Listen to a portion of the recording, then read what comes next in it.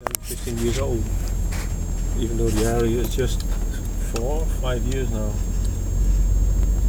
You see little height differences between the pedestrian path and the road. And the roads are soft and brick and narrow. Yep. They're almost like footpaths that you happen to be able to drive on. And he's a little bit, because there's a big road behind, you can't cross it. They try to organize a little bit of landscape around him. This is a bicycle route. It's going straight forward to the whole plant, 2 of these routes. To the shortest way you can always take on bike.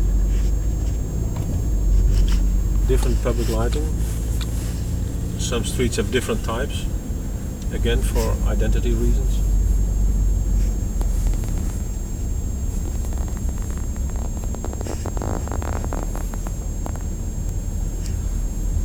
So very often I find at intersections you raise the intersection just a little bit gently. Is that to cause a little slowdown and a little difference at the intersection, or just giving some accent to that place? Right. That you know, here I can meet other people. Okay. And of course, when there's some risk of meeting people, you slow down. Right. Not because that they want to force them.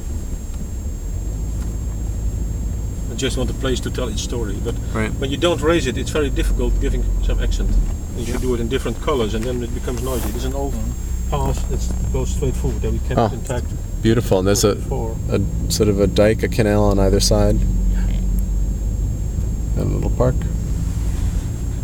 And again, the playground on the other side.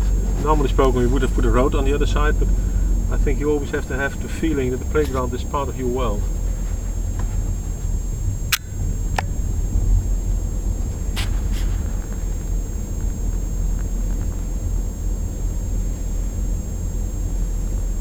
This is the more individual part, and there are some little cheaper areas.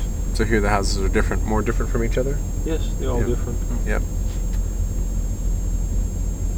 And it's always point of discussion if you should bring it into one architectural design or quality of image, that you can let people do what they want within certain limits. And I'm in favor for the last, but there are also some colleagues who say, well, I think that there's one architect who should do all the things, it's better.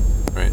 And I don't believe in that. I like diversity and the freedom for people to make their own choices. And there's a lot of water around. It is, but it's always been part of this area. Right. Always been crowded with little water systems.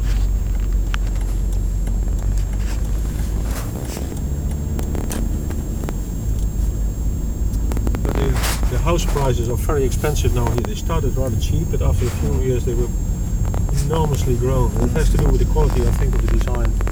People like to live over here. What's the neighborhood called? It's called Vennepark.